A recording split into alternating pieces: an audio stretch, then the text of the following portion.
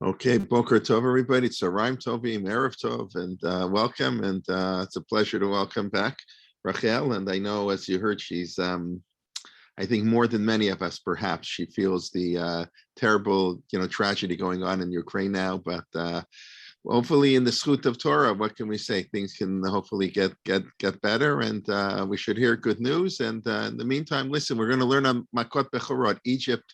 It didn't look so good in Egypt, and Purim is coming up next week. The Geula happens terrifying sometimes. In the blink of an eye, we go miyag on the Simcha, so let's hope that happens. And today's topic, freedom, fear. I think that's very appropriate. Freedom, fear, and time, chapters 11 to 13 in Sefer Shemot, the killing of the firstborn. Okay, Vakasha, Rachel. Thank you very much, Rabbi Kelman. Thank you, everybody, for coming. And without further ado, let us delve in. We talked last week at length about the first 9 plagues, or makot, as we call them in Hebrew, hits, being hit. And we saw how they're all building up to not just forcing the Egyptians to let the Jews out, because that God could have done in 2 seconds if he chose to, but rather to dismantling the whole worldview, the whole system of morals and ethics and religion and power structures that underpinned the Israelites' enslavement in Egypt. God is making war on a worldview, on Paro as a representative of the entire world, not on Paro the man alone. And then in our week's Parsha, God is informing Moshe and Aaron that this is it, that they've come to the final moment. All of those things that God sowed, that God built up, are about to come into fruition. And before we see what actually happens, I'd like to look together at how God describes it beforehand, informing them of what's about to happen.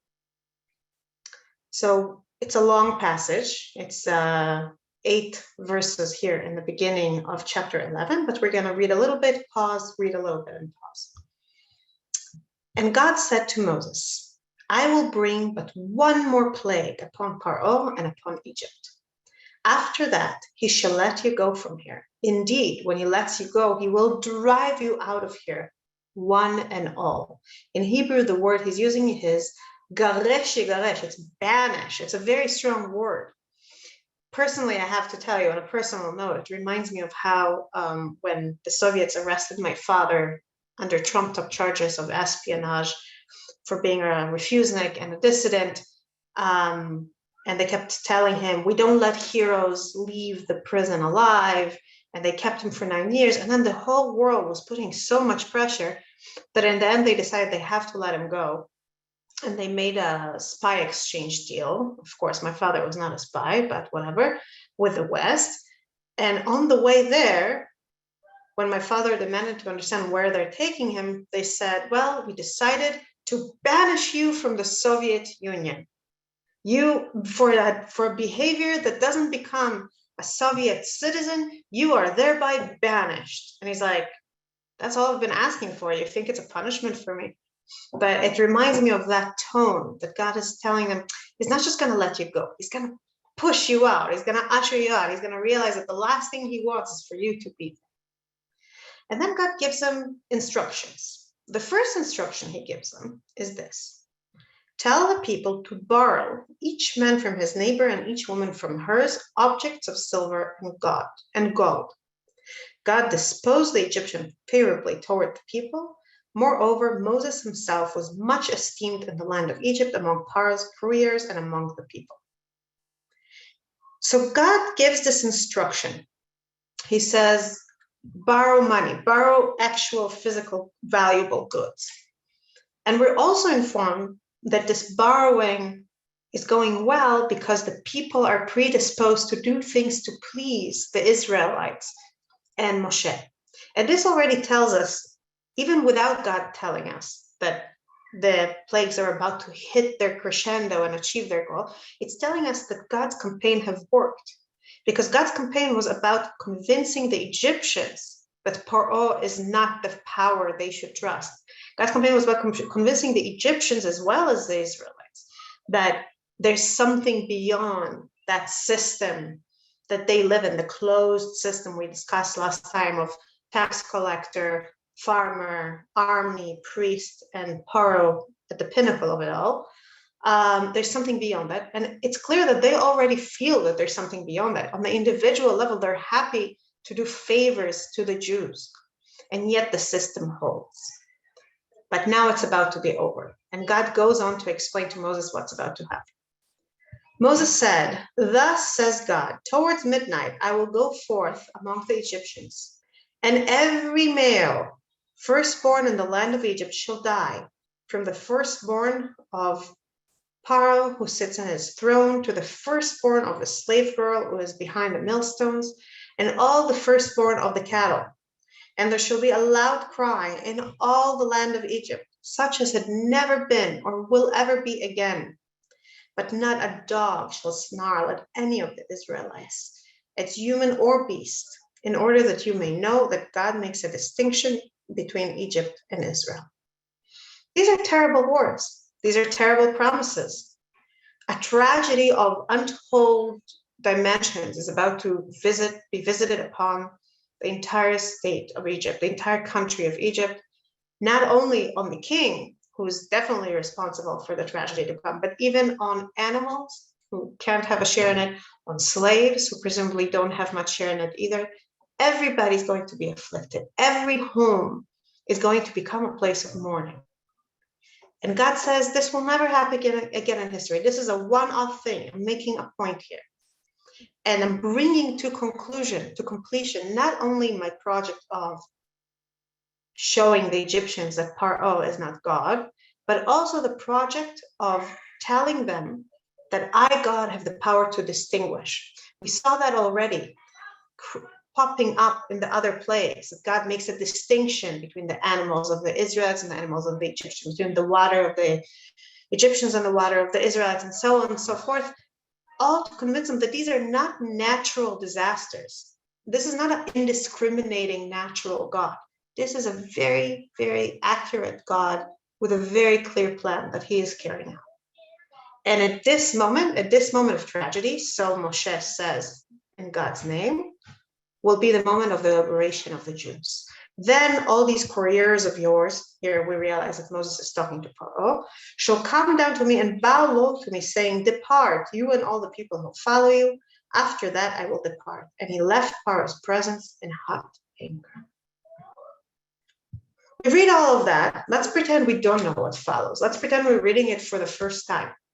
We could be excused if we read it for the first time, thinking that the next few verses are going to be God informing us, or Moses informing us, and then it happened. Sorry, the storyteller informing us. And then God, in the middle of the night, brought about these deaths of all the firstborn all over Egypt, from the king's house to the animal to the slave girl at the millstone, etc., etc. And there was a great cry as if never been in the state of Egypt, and the Jews walked out, right? I mean, it told us that that's what's about to happen. Instead, what we get is 2 chapters of instructions. Suddenly, instead of just following through on his actions as he did in the previous plagues, God pauses. And for the very first time, he gives instructions to the Jews that make them part of the events to come, that invite them to participate in an active way in what's about to happen to Egypt and what's about to happen to them. Let's see it in the text. I'm here in box 2. God said to Moses and Aaron in the land of Egypt, this month shall mark for you the beginning of the months. It shall be the first of the month of the year for you. I want to pause here for a second before we talk about what they're supposed to do in this month, and point out that this is a very crucial moment in our history as a people. The commentators point out that God says, HaChodesh Hazeh, this month. And they say, why is he saying Hazeh, this? And he says, whenever the word Hazeh is used in Hebrew, it means that somebody's pointing to something. Somebody's actually showing you something. And in this case, God is showing Moses the moon and says, this moon, this is what the moon looks like when you start counting a month. And on this, when this moon is up, this month that we're about to start now, this will be the first month. And the commentators and the sages before them go further to say that this, in fact, implies the very first commandment that we receive as a people. Most of the commandments we receive later, and Mount Sinai and after Mount Sinai, and we'll discuss some of that in the weeks to come. But on this moment, when we're still in Egypt, when the plagues project isn't complete, we receive the very first commandment. And the commandment we receive, the responsibility that's bestowed upon us as a people, is the responsibility that later the court, the Jewish court, the Sanhedrin carried out, of declaring the month. In a sense, while God is the one who made the moon and made the moon appear waning and appear in the way it appears, waning and waxing and so on and so forth, it is our sacred responsibility, it is our role to note when the new moon rises and declare it a new month. And if people didn't see it and didn't come to testify about it to the Jewish court, and the court didn't declare it a new month, it doesn't matter that the new moon rose. What matters is that we declare it. We make the time have meaning. Why is this where God begins his campaign of including us in his management of the world? Why is this the very first commandment? Remind me to get back to it at the end. This will be what we round up and tie in a bow. When we tie in a bow everything we talk about today, this will be the point that we will see actually ties everything together. But let's keep reading for now and see what else happens. Because God doesn't stop by telling them, keep the month. He says, and now do the following. Speak to the community leadership of Israel and say that on the 10th of this month, each of them shall take a lamb to a family, a lamb to a household. You shall keep watch over it until the 14th day of this month. And all the assembled congregation of the Israelites shall slaughter it at twilight. So they're not only informed that they have to mark the new month, they're informed that once they mark the new month, a count begins. And they have things they have to do on the 10th, and they have things they have to do on the 14th. And everybody has to do it at the same time. Meaning it's not something Moses can do for them. They individually have to do it. I'm going on here in verse 7. They shall take some of the blood and put it on the 2 doorposts and the lintel of the houses in which they are to eat it. They shall eat the flesh that same night. They shall eat it roasted over the fire with unleavened bread and with bitter herbs. And it goes on with more instructions of how it should be eaten. This is how you shall eat it: your loins girded, your sandals on your feet, and your staff in your hand. And you shall eat it hurriedly. It is a Passover over offering to God. For that night I will go through the land of Egypt and strike down every male firstborn in the land of Egypt, both human and beast, and I will mete out punishments to all the gods of Egypt. And the blood, I am God, and the blood on the houses where you are staying shall be a sign for you. When I see the blood, I will pass over you so that no plague will destroy you when I strike the land of Egypt. In other words, when God gives us these instructions, he's not just telling us to keep the month. He's not just telling us to do this bizarre thing and eat this bizarrely cooked offering. He's also telling us to mark our doors in some way that will protect us from him. It's almost as if God tells us, I'm going to unleash a certain power, and I'm asking you not to help me unleash it. They're not requested to go and kill anybody. But you are responsible to defend yourself. You are responsible to defend yourself because I'm giving you this power. In other words, what does it mean? It means if you don't do it, you will die. Right? Let's pause for a second to acknowledge that. He's not saying, oh, do this decorative thing. No, you have the power to protect your life.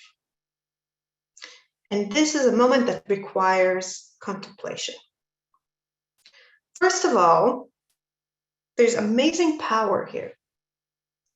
It gives a group of slaves who until this moment had no power over life and death, could defend children from being thrown into the Nile, couldn't defend themselves from being beaten. It gives them the power to save their own lives. But at the same time, it's asking them to risk their lives. Because as the commentators were very quick to point out,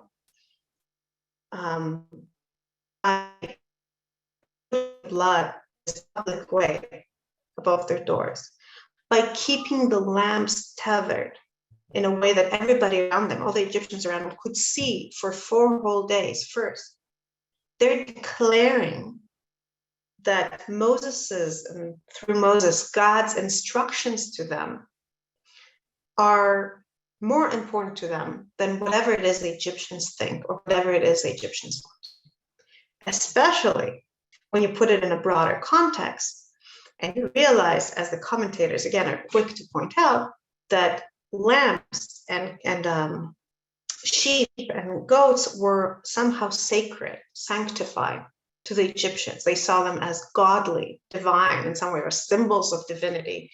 It's a little hard to make that distinction when you talk about ancient Egypt, where divinity seems to be much more mixed in corporeal reality. But in some way, these lambs were presented the gods of Egypt, and the Jews had to first tether them near their homes for 4 whole days while all their neighbors watched over, and then slaughter them. And then not just slaughter them quietly at home where people can pretend not to see. No, slaughter them and put the blood publicly on their doors. And the question is, why? Why does God require such a risky maneuver on the part of the Israelites? Why does God require them? He could have given them the power to save their own lives in some other way. It's not as if God really needs the blood on the lintel, right? God doesn't need to peer with his monocle or his reading glasses and look at the door and say, oh, is this blood? It's ridiculous. God doesn't need it. So why make it so public?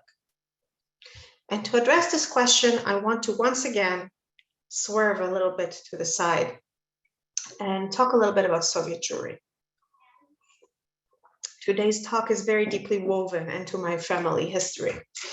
And I don't do it just for nothing. The reason is that growing up, for us, the idea that every generation we should see ourselves as if we came out of Egypt was not something metaphorical at all.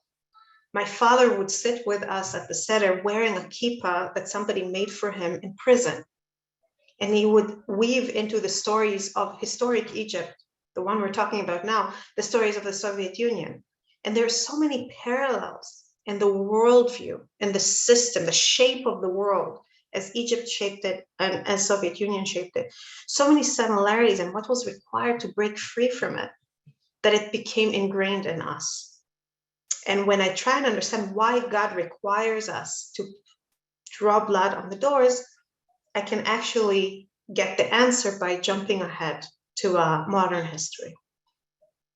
Because in many ways, every person who wanted to emigrate, every person who wanted to require an exit visa to Israel from the Soviet Union in the 60s, 70s, 80s, had to go through a very similar process. They didn't have to tie any lambs, and they didn't have to play with blood or anything gruesome of that sort.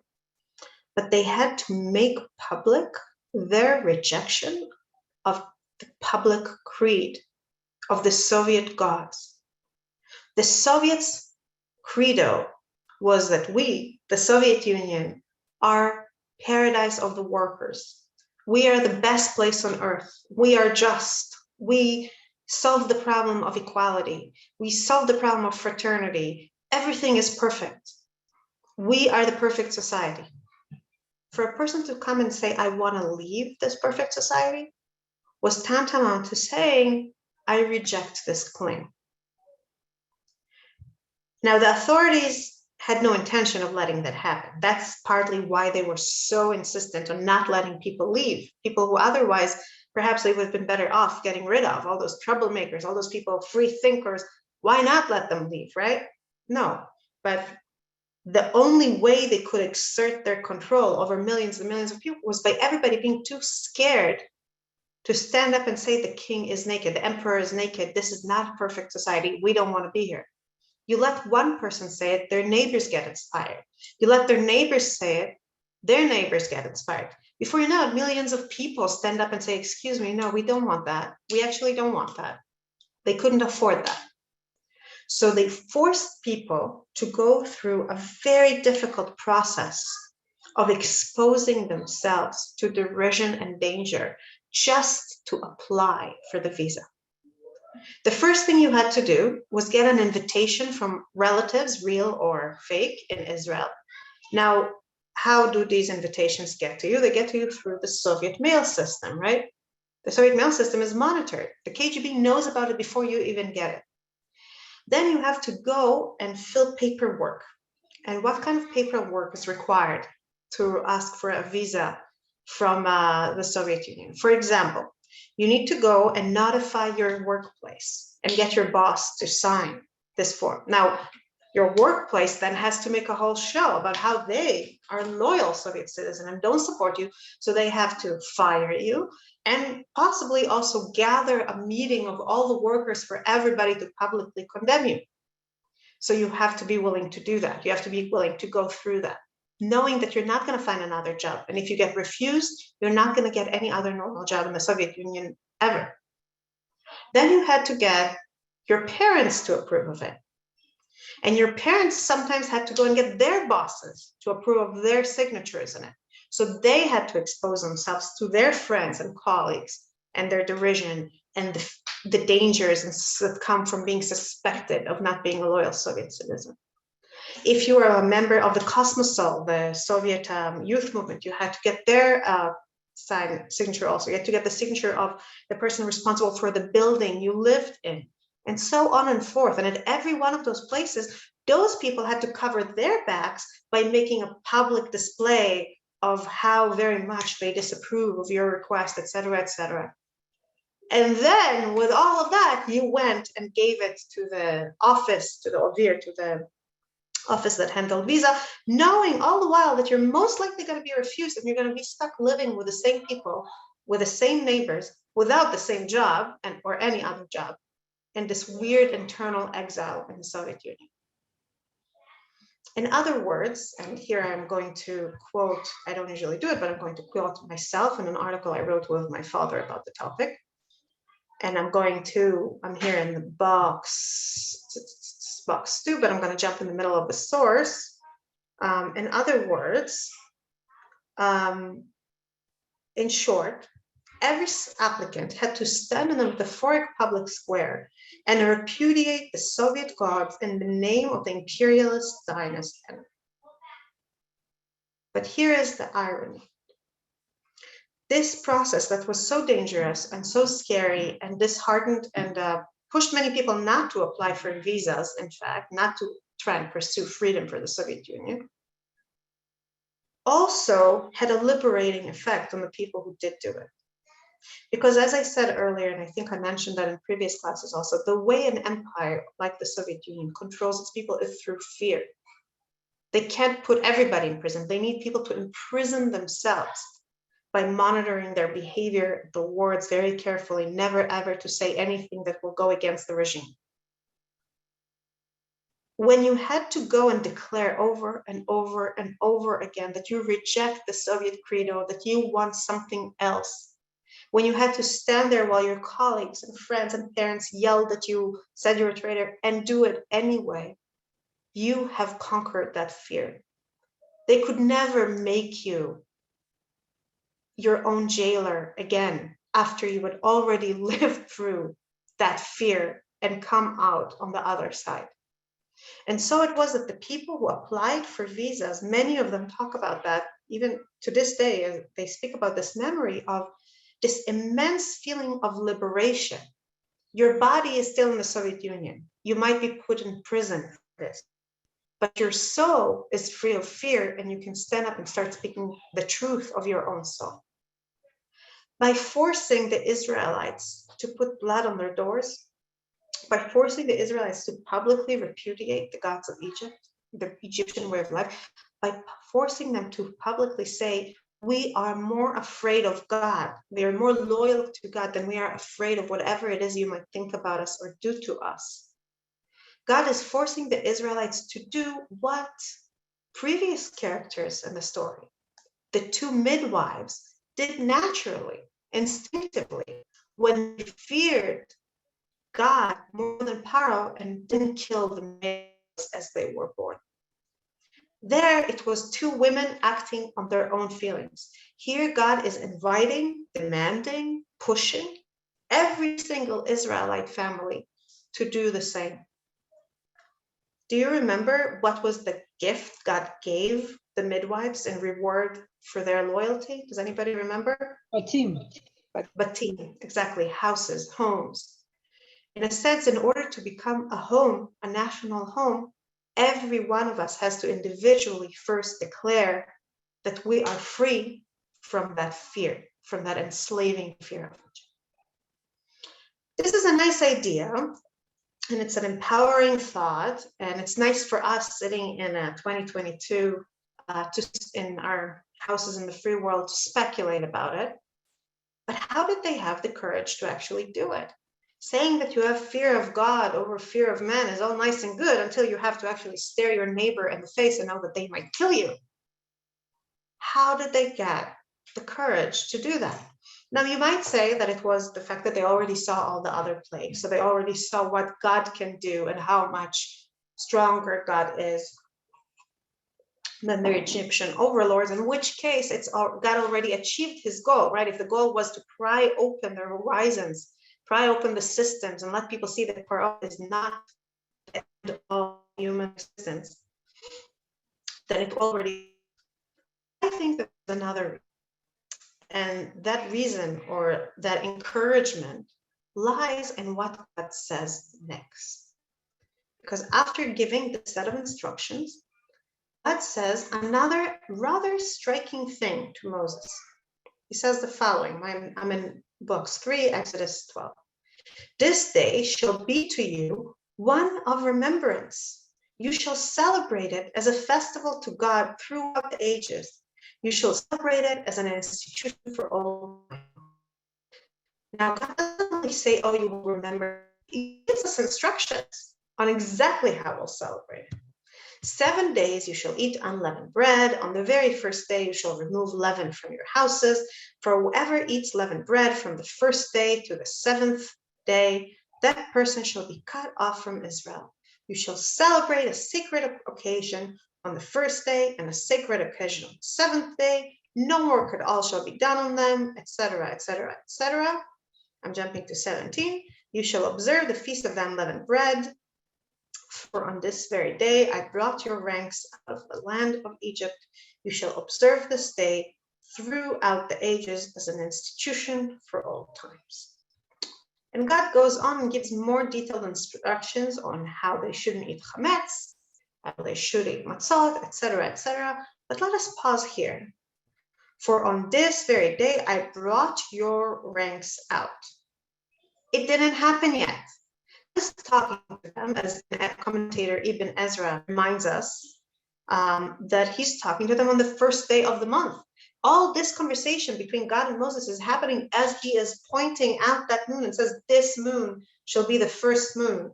And from now on, you're starting to count the months. And this is your responsibility now, to count the time, to give the time structure and meaning. And yet he's saying, on this very day, I took you out of Egypt. And as Ibn Ezra explains, this prophecy, it's a prophecy, takes place at the beginning of the month. Its meaning is, you will say this in all of your generations. When you eat the matzot, when you celebrate this day of remembrance, when you celebrate this holiday, Pesach, Passover, that I'm giving you the instructions for now, that's when you're going to remember and quote me as saying, on this very day, I took your ranks out of the land of Egypt, etc., etc. In other words, God is telling them already now, you may feel uncertainty right now. You may feel fear as you place the blood of the gods of Egypt on your doors, slaughter them and place them on your doors. But know that the future is already spoken for. I'm giving you spoilers. I'm giving you a trailer. I'm telling you that which humans cannot know. We living now in March 2020, we don't know how this war is going to end, the war we're watching unfold on the news. We don't know. We can hope, we can pray, but we don't know. The Israelites are told, you will know. This crisis that you're about to reach the apex of, it's not just going to end with you coming out of Egypt. It's going to end with your children and your children's children for many, many, many generations, forever and ever, being able to celebrate as this great celebration, this great and solemn celebration, the moment of deliverance that's about to come your way. Imagine the comfort this offers. Imagine the feeling of confidence that such a strong statement from God can gift to the people who now need to risk themselves.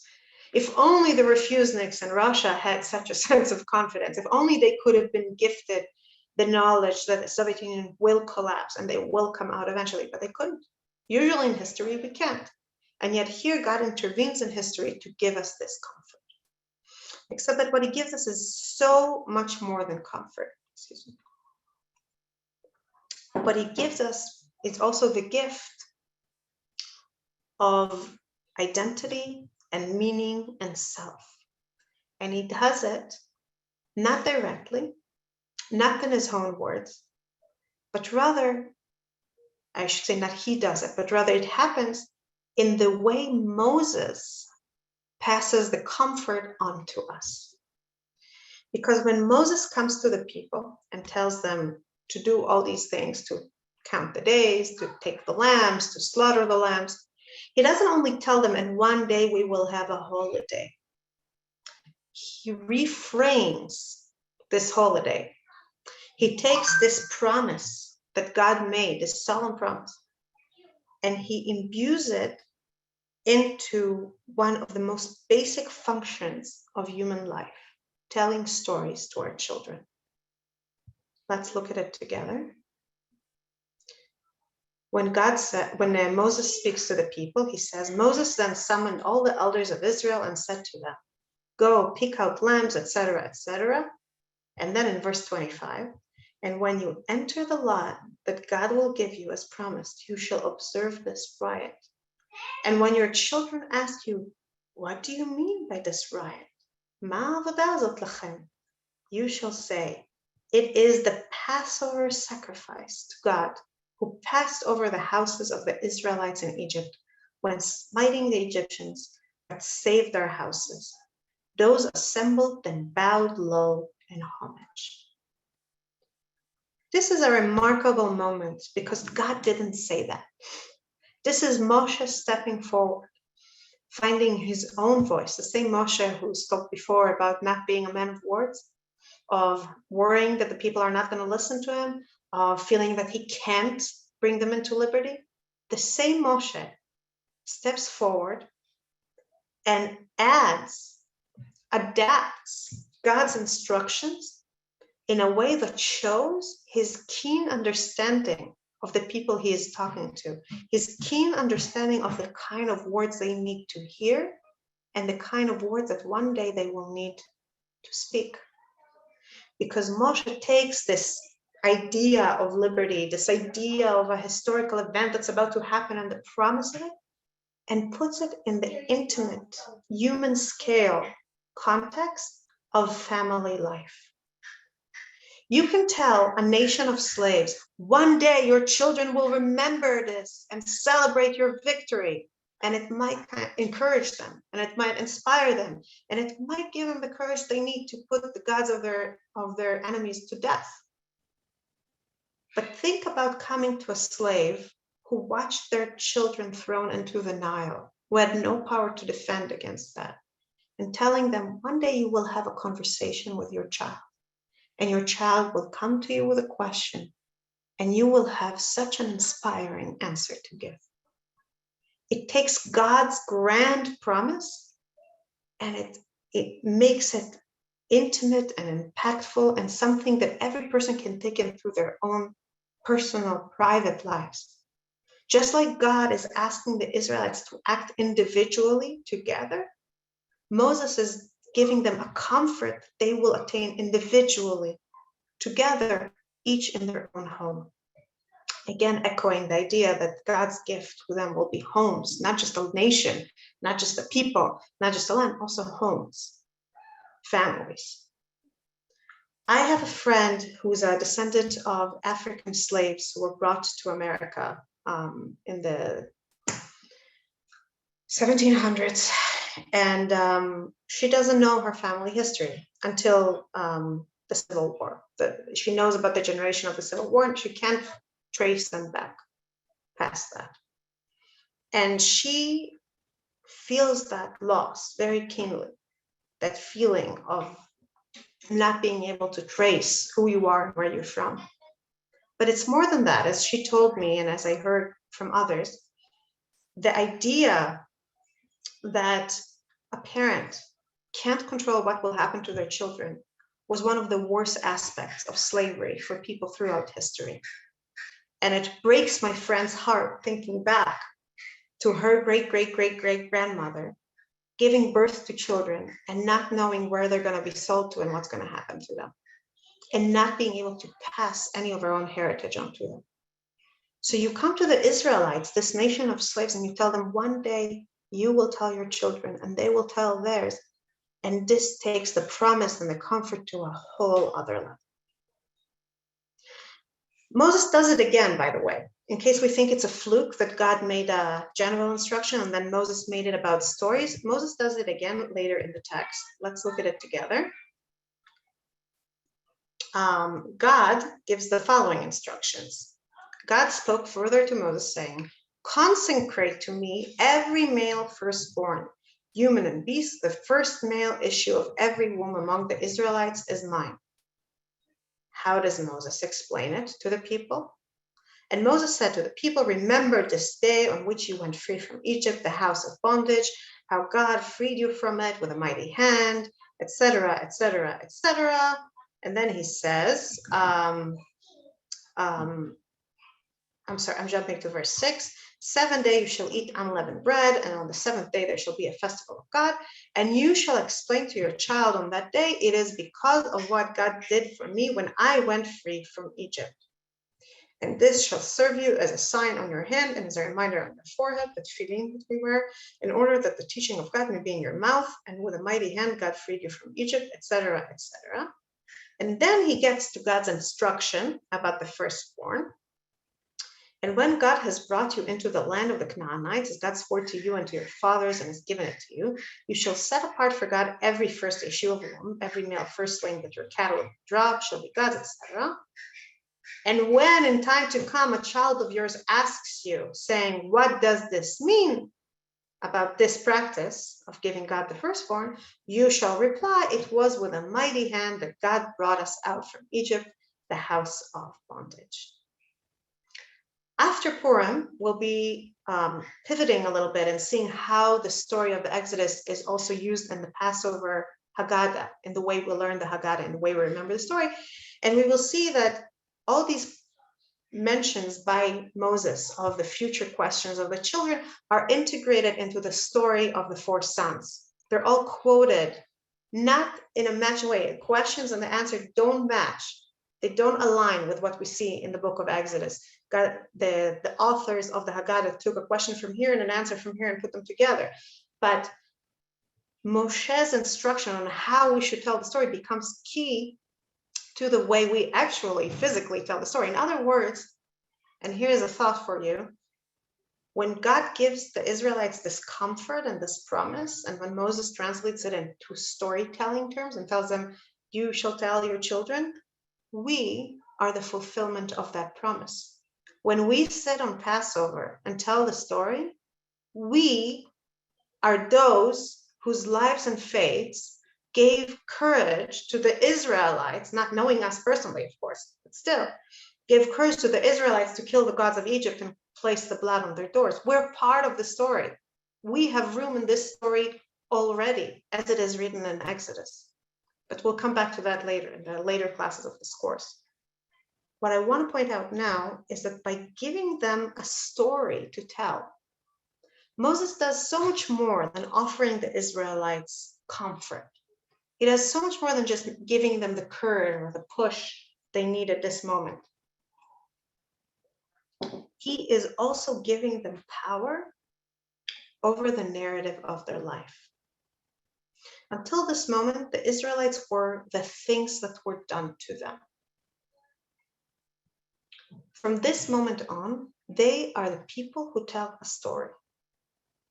And as we know from our history, they become the people who tell the story very well and at great length and over again and for millennia to come. And no matter where we were historically, and no matter how much we suffered and how much we were persecuted, and where we were exiled to or banished from, and what privations were visited on us, there are always Jews telling the story, keeping the spirit of the Jewish people alive through it all, wherever we were, and are.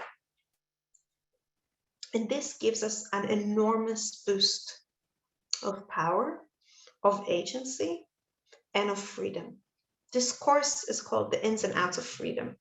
What we've been exploring so far is how God is trying to liberate the Jews, not just in the sense of getting them out of Egypt, but in giving them the psychological means to be free people. He does it by forcing them to kill their fear as they place the blood on the doors, and we will watch the continuation of that project next week with the Red Sea, with the parting of the sea. And he does it by giving them mastery over the way they understand and explain themselves. In trauma treatment today, it's very common to work with patients, and I'm not a psychologist, I'm just sharing what I read and learned from people who are.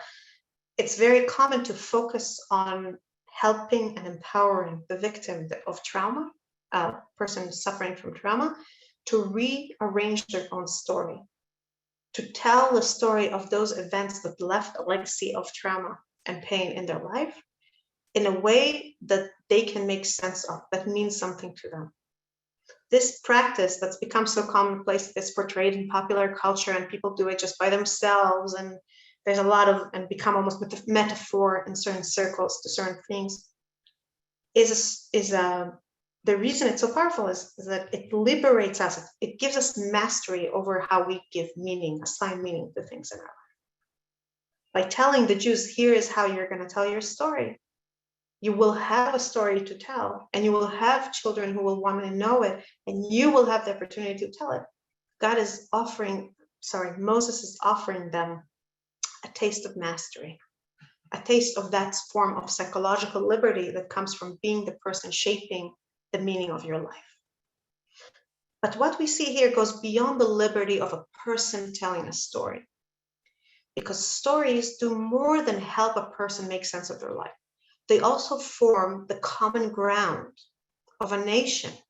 They also form the backbone of our identity. And without this identity, how can we be a sovereign nation? How can we practice freedom, not on an individual level, but as a group?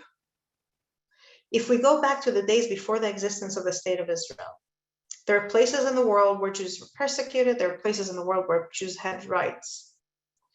But there was no place in the world where Jews were a sovereign group over themselves. People could be part of the sovereign in democracies in America and Canada, in some parts of Europe, but there was a form of liberty that can only be accomplished when Jews as such are sovereign. Today, we are lucky to live in a world where we have so many options and so many forms of freedom. But when God is getting the Jews out of Egypt, he's not merely trying to give them personal freedom. He wants them to taste that other freedom too. He wants them to go and shape a society that's shaped by Jewish law, by Jewish story. And the first step in order to achieve that, he needs to give them a sense of self as such, as a people. If you recall, in our first class, we discussed the beginning of the book of Exodus. And we saw how in the very, very beginning of the book of Exodus, the first thing we lose is not freedom, it's our names. We start by being named Yosef, Yehuda, Issachar, Zvulun, etc. And then suddenly we start talking about these vague sons of Israel that multiply almost like a natural force. And there's no names in the story until Moshe rises later on. Before we can achieve our freedom as a people, we need to remember that we are a people, that we are a group. And this is where that ability to tell stories comes in. And I feel like I'm butchering a little bit the point here. So I would like to turn to someone whose eloquence is legendary and ability to convey this idea is amazing. Rabbi Jonathan Sachs in an article called The Story We Tell. I'm here at box number 6. Why was this the most important thing he could do in the intense moment of redemption, namely give us the stories that we will tell? Because freedom is the work of a nation. Nations need identity. Identity needs memory, and memory is encoded in the stories we tell. Without narrative, there is no memory. And without memory, we have no identity. The most powerful link between the generations is the tale of those who came before us, a tale that becomes ours, and that we hand on as a sacred heritage to those who will come after us. We are the story we tell ourselves about ourselves, and identity begins in the story parents tell to their children. That narrative provides the answer, that narrative meaning the narrative of the Exodus, provides answer to the 3 fundamental questions every reflective individual must ask at some stage in their lives. Who am I? Why am I here? How then shall I live? There are many answers to these questions, but the Jewish ones are, I am a member of a people whom God rescued from slavery to freedom. I am here to build a society that honors the freedom of others, not just my own. And I must live in conscious knowledge that freedom is a gift of God, honored by keeping his covenant of law and love. In other words, by giving us these stories, the seeds of the future way we tell the story to this day, Moses is giving the people comfort, is giving the people a sense of mastery of their own personal narrative, and is giving them a sense of identity that will enable them to pursue political freedom as a nation and not as individuals. But he offers them something else as well. And here we come back to the question I asked earlier today about why the first commandment has to do with time. Why is the first commandment look at the moon, declare the moon, control the moon, do something related to this moon and to the month and to the counting of the days? Why? Why start there? Why not say, if we keep talking about the connection between generations, why shouldn't the first commandment be kabed et avicha ve'et imecha, right? Honor your father and mother. Why shouldn't it be that first commandment of the 10 commandments that we will reach in a few weeks? I am God, don't have any other gods other than me. You would think it's kind of fitting, right? It's fitting with the idea of, it fits with them killing the gods of Egypt. There's some nice parallel here, like declare that I am God and believe in it and kill the gods of Egypt, right? But no, the first has to do with time. And to understand why time is so important. And I see already people are writing in the comments that slaves have no control of their time, of their schedule, of their way they shape their life in order to carry out their intentions and how they prioritize, how they use their time. This is all very true. So this is a taste of freedom that a slave can't even imagine. But I want to go another step beyond that.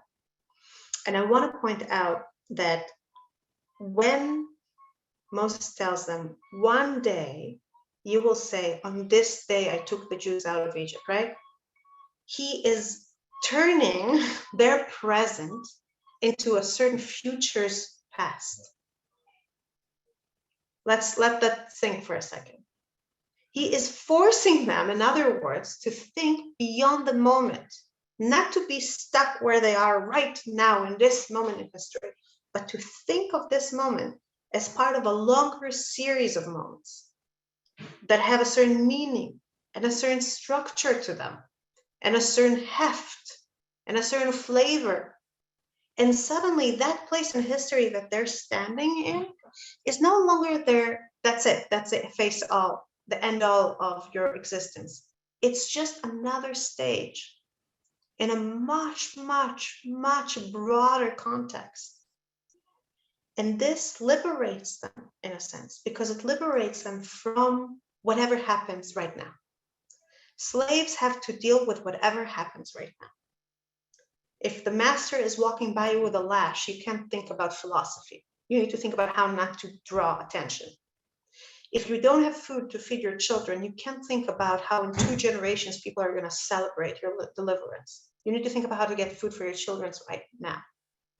Slavery strips us down to below the bottom layer of Maslow's famous pyramid of needs. You're perpetually in a place of no safety, no security in every basic need. You can't think beyond that, or you sometimes can, but you're taking a risk by thinking beyond that. God is inviting the people, and Moses following him and making it more intimate by adding the element of story is elaborating on that. God is inviting them to think past the slave's time frame, past the next meal, past the next flogging, past the next task that somebody else set for you. He is setting them free to think of time as something they can shape, something that has meaning, something that has rhythm. And the truth is that this particular act of redemption is not relevant only for the Jews of Egypt. This is a gift that God, in a sense, gives us for all generations to come. I want to highlight this or formulate it a bit better by bringing an idea from a book that has nothing to do with Exodus on the face of it. Robert Gruden's Time and the Art of Living, a very beautiful book of reflections about time and the way we live with time and how we shape it. Gruden is a Christian. He's not referencing Moses or the Exodus in any place. And yet his big obsession throughout this book is with the idea of liberty and how the way we live with time, the way we perceive of time, is deeply related to liberty. And I want to read parts of this quote here. We're not going to read the whole thing. And just to give a little bit of context, what Gruden is talking about is how we tend to be stuck in the present. We tend to be stuck in the moment we're living through. Like a machine which sorts out a great variety of objects into individually homogeneous bundles, time sorts and garners up our various productions. We smoke only one cigarette at a time, but in a few years, our lungs look as though we had inhaled a volcano. We experience isolated moments of affection and delight and find in a few weeks that we are in love, yet we seldom think of the specific phenomena as parts of a coherent whole. In other words, looking from the side at our life, we can see certain themes, we can see certain repeated motifs. But if we're too focused on the present, if we don't take the broader view, if we don't look from the side, we don't see all those connections. We don't see those rhythms. We just experience whatever it is with our experience, and it's small. It's not very large. It's not very broad. I'm jumping a little bit ahead, and in missing the incremental structure, the temporal coherence of our lives, we miss the truth about ourselves. Just like stories help us have an identity, a sense of who we are, so does looking at time, not only from the perspective of the future, helps us explain to ourselves who we are, what we want to be, tell ourselves, do we want to be that, or do we want to change the way we live our lives? All of those things are very hard to do when all you think about is the present. Free men and women, on the other hand, can think across time, viewing their own lives, inclusive of past, present, as future, as architectural whole, static, and a mental space. They can therefore see, as others cannot, the crux and buttresses of repeated actions, the points of stress, the established framework. By giving us control over time, by giving us a sense of the future that will give meaning to our present once our present becomes a past, God is giving us the keys to that broader, more intentional way of looking at time. And in that more intentional way of looking at time, we also find a more masterful way of planning our time, of managing our lives, of telling our stories, and of making it all coherent together instead of living in the moment in a way that even without a taskmaster is walking past you with a lash, means that who we are and what we want doesn't come into expression in our lives. And this is the gift that Moses and God give the Jews on the eve of their liberation. I will take a few of your questions from the chat, but before that, I just want to read one last passage, since here we are actually reaching the Exodus. So let us reach it together. In the middle of the night, God struck down all the male firstborn in the land of Egypt, from the firstborn of Pharaoh who sat on the throne to the firstborn of the captive who was in the dungeon, etc., etc. And Pharaoh arose in the night with all his courtiers and all the Egyptians, because there was a loud cry in Egypt, for there was no house where there was not someone dead. He summoned Moses and Aaron in the night and said, "Up, depart from amongst my people, you and the Israelites with you. Go, worship God, as you said. Take also your flocks and your herds, as you said, and be gone, and may you bring a blessing upon me too." The Egyptians urged the people on, impatient to have them leave the country, for they said, "We shall all be dead." So the people took their dough before it was leavened, their kneading bowls wrapped in their cloaks upon their shoulders. The Israelites had done Moses' bidding and borrowed from the Egyptians objects of silver and gold and clothing. I'm jumping a little bit ahead. The Israelites' journey from Ramses to Sukkot, about 600,000 fighting men on foot, aside from non-combatants. And here we already see a very deep symbolism involved in the story. We talked before about how Ramses means child of Ra, child of the god Ra. And Ramses III, who we believe is the Pharaoh of our story, made himself into a god. He built temples to himself. And here they are living the city that's named after that, that's named after this idea of Egypt, that the god is like a king, the king is like a god, and all should be done as he says, and he is the ultimate power.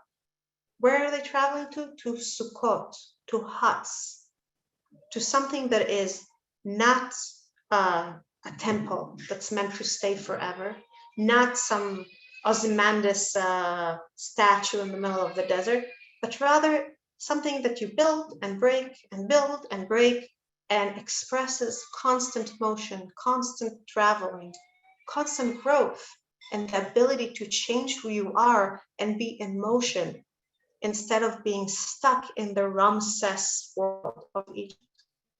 And so they go and they make their food, and we sum up in verse 51, that very day God freed the Israelites from the land of Egypt, troop by troop.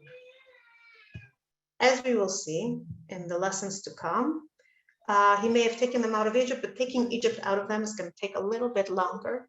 And some of the issues we already saw God addressing, namely the issue of time, the issue of fear, freedom from fear, the issue of taking initiative, are issues that God will have to keep addressing over and over again with Moshe's help in the following, in the desert, in the sea. I think worth moment in that moment of redemption, where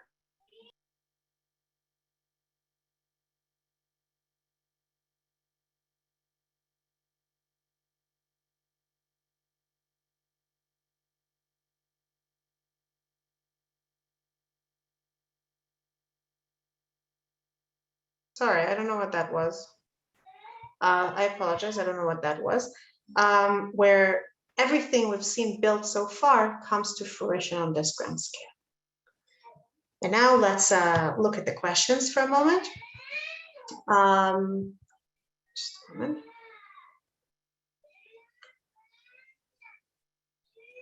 Sima Hertzberg is asking an excellent question. Why is the term borrowed used rather than take?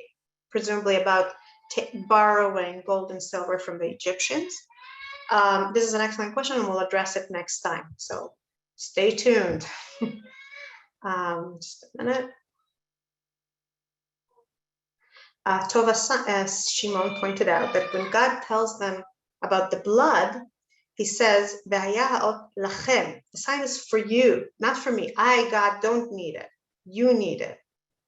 And I agree. It's a good fine point, and it's also fits very well with what we're talking about how it's a way for them to liberate themselves from fear. Lauren Blatt wrote, so when we say at the Seder that we eat matzah because the Israelites didn't have time for the bread to leaven before they left Egypt, it's incorrect. Hashem told them to eat unleavened bread before they left. This is an excellent point. There's this weird thing that's happening here. We're told two things. We're told we're told that they didn't have time, as in the passage we just read now at the end of the story, that they didn't have time to leaven the bread. And we're also told that God told them in advance to celebrate this day by eating unleavened bread. This is only one case of a much broader phenomena, in a sense, and that is the phenomena of the duality of Passover. Passover is described to us, and it's hard for me to do it justice in a very short amount of time, but we learn about the Exodus in the book of Exodus, then we learn about it from the perspective of time in the book of Deuteronomy. And 2 times we get the sets of instructions about what exactly to do with Pesach. And even here already, we get 2 versions on why exactly we eat the unleavened bread. One way to address that is I feel like it's a little bit of a cop-out way, but I'll share it because it's a commonly viewed as true, is that God knew in advance they're not going to have time to leaven their bread, and therefore God is already giving them the sign now, but later after it happens they'll be like, oh, that's why God said that. So that's one answer. I want to take that answer and dig a little deeper into it and give it a little bit of a deeper context, or a little bit of a more depth. Because the truth is that the way we celebrate Passover combines accepting God's perspective of the story and following God's instructions on how we're supposed to celebrate the story, and at the same time taking ownership of the story and doing it our human way. As we already saw, Moses is the first to do that. Moses is the first to take God's instructions and pass them on faithfully to the people, but also intertwine them in, do it as a story when your children ask you. It's like he takes these grand instructions and puts them on the human scale. Then every year on Passover, we do the same thing. You know, at the time of the temple, we had the Korban Pesach that followed the instructions, the offering followed the instructions from the Torah. The main thing we do now is telling the story.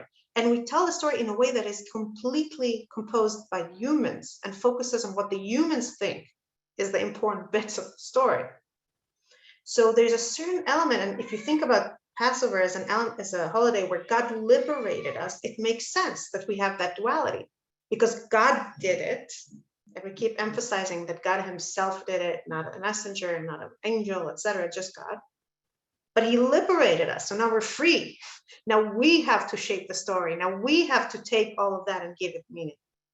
So in a sense, this tension in the story between, wait a minute, is the unleavened bread we eat because God said so, or because we ourselves had that experience that we remember now? I'm not saying it resolves that tension, but it almost gives it a broader sense. And if you remind me, when we reach our last class in this course, where we're going to take everything we learned and see how it appears in Untitled Pesach, we'll address that again there. A moment.